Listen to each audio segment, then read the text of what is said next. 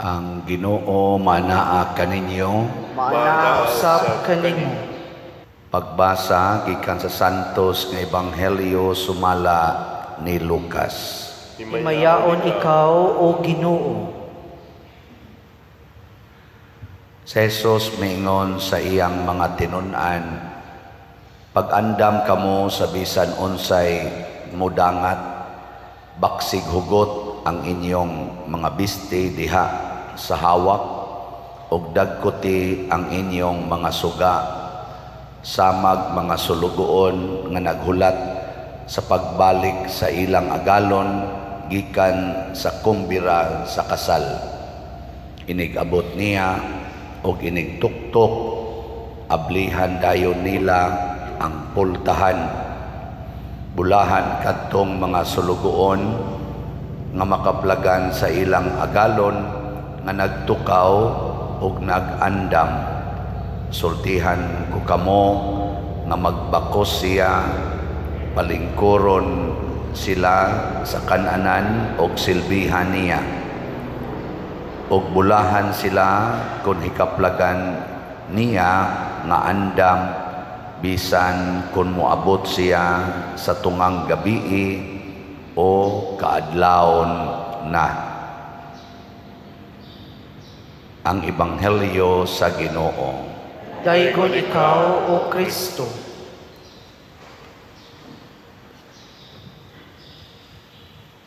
Si Maria gitawag og bulahan sa tanang mga babae or sa tanang katawhan. Si Jesus naghisgot sa siya dinhi og bulahan. Bulahan sila kung hikaplagan niya nga andam. Sige lingay mong tupad, ina bulahan ka. Nabulahan ka karon. Na siya. Sa atong pinulungan, swerte ka. Pero sa kang Kristo, dili ni swerte-swerte ang pagsuod og langit. Kinahanglan gyud natong himuag desisyon. Ug unsa may desisyon, ato gyung hulaton siya kanunay nga mubalik, nga muabot sa atong kinabuhi. Nya unsa may pamaagi sa iyang pag-abot, ang pinakasiguro gyud nga moabot siya, iya gitang patyon. Ang atong kamatayon maunay pag-abot sa Ginoo, isip atong tawag na to og amo or agalon. Kay inigabot niya, inigkamatay na nato, mahimo na siyang maghuhukom. Karon nga buhi pa ta, unsa man siya, manluluwas. Pero inigkamatay na nato, ang iya ng pagpakita, maghuhukom. Niya iya tang hukman sumala sa atong binuhatan. Kung andam ta, siguro tang hukman padung sa langit. O di ta andam, perti na tong impierno ha. Unsa may makapahimo natong dili andam, ang sala. Matod pa sa unang pagbasa, ang sala misulod sa kalibutan tungod sa pagsupil sa usa ka tawo. Kinsa man tong tawhana ang unang nisupil? Si Satanas kakaron. Di man to tao si Satanas, anghel man to. Si Adan og si Eva mo to'y unang gihimo. Nya pagsupak nila sa Ginoo tungod kay nagpatintal sila ni Satanas na maoy magsigig tintal nato padung sa impierno. Pag sunod nilang Satanas tungod kay una man tong sala sa tao, nahimo siyang gitawag og original sin. Mutakod na siya sa matag tao nga mataos kalibutan. Muna kanang imong tupad, wap gani na gipanganak, duna na nay sala. Ingna na imong tupad na sad anak ang daan, na sad anak ka, di kakalikay ana sad-an kita. Pero matod pa ni San Pablo, ang sala nga nagikan sa pagsupil sa usa ka tawo gibawi sad sa dako kayong grasya tungod sa pagkamasinugtanon sa usa ka tawo nga ginganlan og kinsa man si Jesus. Nya sama nga si Adan kuyog niya si Eva. Nya si Eva sad moy unang misanong sa awhag sa yawa nga mukaon atong kahoy, bungas kahoy nga gidili. Si Jesus sad kuyog sad niya si Maria. Si Maria sad moy unang misanong nga matuman dinhi kanako sumala sa imong pulong. Amo na kani si Maria ug si Jesus mao sad ni sila si ang bag-ong Eva ug Adan, pulos mga masinugtanon. Nya kinsa kuno tong mo gamit sa grasya ni Kristo, malimpyo ang iyang sala. Mao na niron ang atong mga sakramento gihatag ni Jesus paglimpyo ni sa atong sala. Pero ang requirement ni Kristo para makagamit, maka-avail ta sa iyang grasya, kinahanglan tang magpaabot niya kanunay. Ini kakadlawon kinsa inyong gipaabot nga moabot? Kamo ba? Ginoo? Bantay ha. Unya ini ka mga alas 8 buntag hangtod sa alas 5 hapon kinsa inyong gipaabot nga moabot? O negosyante ka, basig imong customer, o nagtrabaho ka, basig ang tig-sweldo ninyo. Ana, og pare, basig nagpaabot sa kolekta, o sa mamalit og slot. Ana, basig ang atong gipaabot, dili ang Ginoo ba? Kamong mga ginikanan, kisa may inyong gipaabot nga moabot sa inyong kinabuhi kada adlaw, basig ang inyo rasang mga anak nya masuko dayon mo di moabot, inyo dayong pangitaon, magyaw-yaw dayon mo. Kamong mga asawa, kisa may inyong gipaabot nga moabot, basig ang inyo rasang bana nya mga bana ang gipaabot rasang moabot, kisa man ang asawa rasad.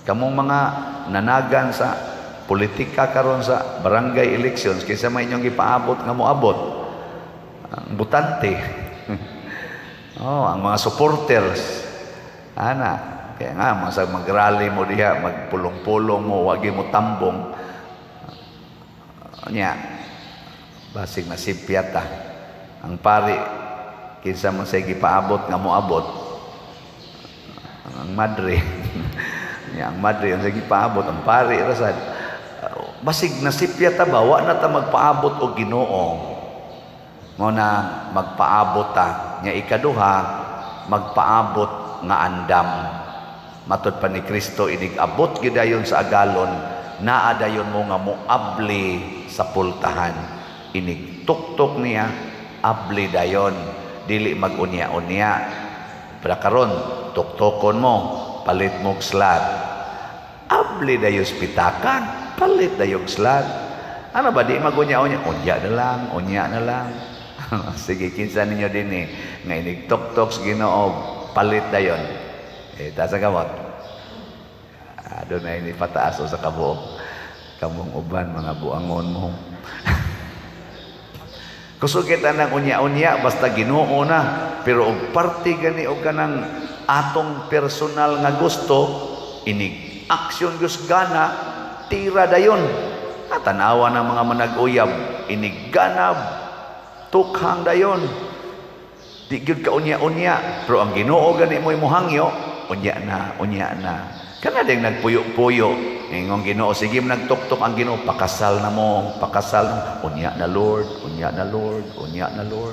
Ana, higugmaan ang imong kaaway, gituktok na kas Ginoo na dugay-dugay na mo wa magtingog anang imong igsuon. Kung na higugmaan na, unya na Lord, di pa ko andam Lord, kapatyunon pa ikaw ng panuway dako, ako lang sa ning huwaton mo, hupay-hupay ni akong gibati. Uy, ikaw asawa, ano nakigbuwag ka na imong bana, pasayluan na nagkapituan kapito, anong nakigbuwag man ka na, unya na Lord, di makaya Lord, di makaya, huwag pa mo biya siyang kabit, unya na lang. Ay pagsigunya unya, nigtuktok, abli na yun. Ana, sabi tayo, nipaambit na to din i-text na ako.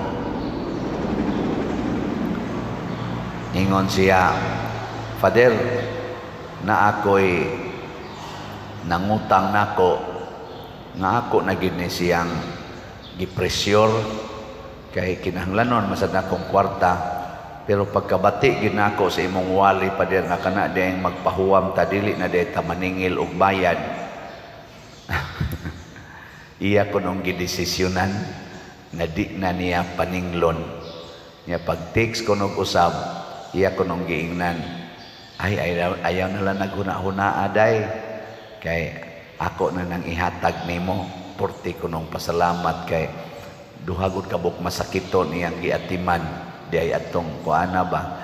Niya, ni saad lang yapon nga, o ba kwarta ko ako ra nang bayaran. Pero siya ko nung aniingon nga, dili ko na paninglon, mura jud kuno siya giibtag tunok, nindot kuno kayo iyang gibati. Tistingin ninyo, kanang nanghuwam ninyo, ay na, di na lang na nako paninglon. Malipay dayon ka. Ano mura mamugway reaksyon? Mo lagi to siya, lipay kayo, kay kinasing-kasing man ang iyang kong, gituktok mo siya sa Ginoo. Nasa ilaing ni text nako, Father, kining akong parents, stricto kay ni sila. Di ni sila gusto nga magkuyog-kuyog ko sa akong uyab nga kamirang duha. Babae man ni siya. Nya di sad siya gusto, Father, nga ang akong uyab magsugat-sugat mi, arigin sa balay papamisitahon, kay stricto lagi, kay protektahan yun. Pero di man kuno kasakop ang iyang ginikanan, magsugat man sila. Adto man sila dito sa Hagunuyan. Dili anak bang mga chicken na ng kuan ba? Ikan siya sa trabaho, sugat sila dito.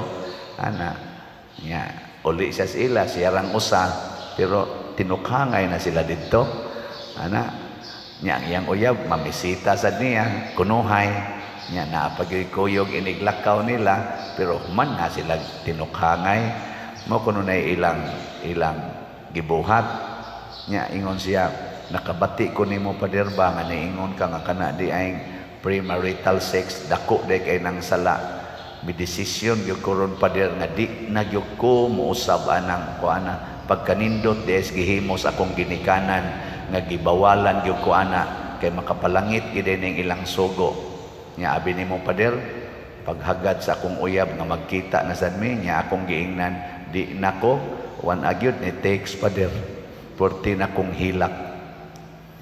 Kutob ra di siya dito sa pagsugat-sugat namo, physical ra gid kaayo ang iyang gikuan niya.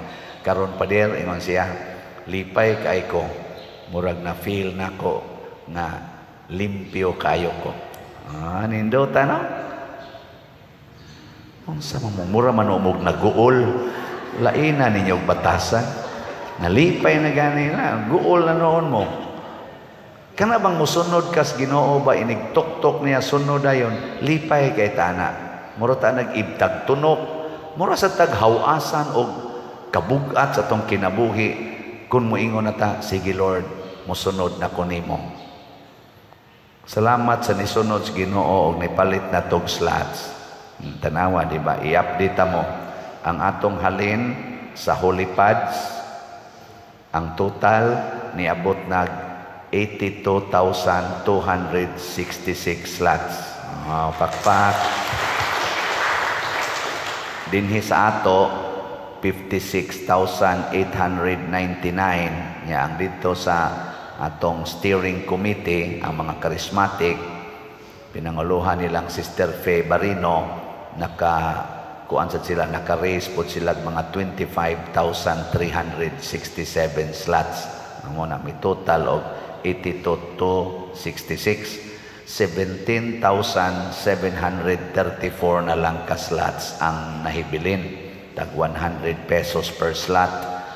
Karon ra ni kutob nga November 7. Unya ang ato sang 30 slot challenge related aning holy pads ni abot sa 801 ka 30 slot challenge or tag 3,000 ka ang amount sa slot. Nya sa ato sang CTO kaning special slot na Christ Transforming Union para ni sa akong umaabot nga birthday kung makaabot pa ipanghatag tanis mga kabos na halina na pudtag 787 ka slots. Pakpaksad may na lang na sa ginagmay na agi ni tubag niya sa 60 slot challenge related ani or 6,000 pesos per challenge na nasa tayo nadawat nga 60 slot challenge. Pakpak na sad. Salamat kayo.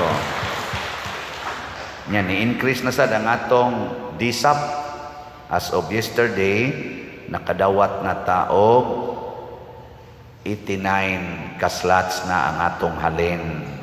51 slots na lang ang nahibilin. Yes, pakpak. Mga buotan kayo ng mga uban niya. Ang namalit ani, mga simple nga mga tao. Dili kadtong mga nailhan ako nga mga dagko kayo mga bahandi nga kaila-ila pod nato. Ang namalit ani mga yanong mga tao. Ana ba? Depende lang inig tuktok Ginoo kinsa dayoy mo tubag. Nya naa na sad tay 65 ka actual cash investment nya 24 ang dili wala pa marimit ngan hinato. Ato lang ning iampo nga walay mga kakulian ilag yung marimit. Naka-partial na po ta diha og 24 million. Siguro mga basig mga di matapos akong birthday humana nig bayad nato diha. No. Og di mo apil aning di sa pagampo na lang sad mo diha. Tag 500,000 gud ni siya. Pero na gyud nganong di man ninyo ihatag dinhi. Nasa iniingon nga Padel, pwede installment tag 30,000 lang kada buwan na kumurag dugay-dugay ginang mahuman kaning i-reserve na lang na para unya sa actual na nga katong Columbari units investment magyapon na tag naman tay presyo ana nga tag 30,000 sa pre-selling 40 o 50,000 mga tulo tingali ka o pa na ma-final ha pero posibleng ingon ana mo na nay atong gitawag og kita ng tanan nga maka-afford ni ana. Nganong gibuhat man ni nato mausad ni ang tuktok sa Ginoo sa akong kasing-kasing isip inyong pare nga mao ni buhata para sa kaayuhan sa simbahan makapahimo nig daghang mga proyekto mas makapalambo sa pagtuo makapalambo pagyud sa atong mga facilities sa simbahan. Mao na mga igsuon ang Ginoo niingon ang sala mihatag og kamatayon og kalaglagan apan ang grasya mihatag og dagko kaayong mga kaayuhan og kabalaan sa kinabuhi. Ang requirement lang Dios Ginoo pagtukaw kamo panganda mo kanunay expect my return anytime 24/7 nya inig tuktok niya abli dayon ayaw pahuwata siya kay mubiya ra sa nang Ginoo kay di na siya gusto nga maglangay-langay tag welcome niya inig tuktok abli dayon pasabot inig inspire niya sa atong kaugalingon buhata dayon ug madawat sa dayon nato ang kalipay nga Dios nun manindog ta mga buotang sulugoon sa Ginoo.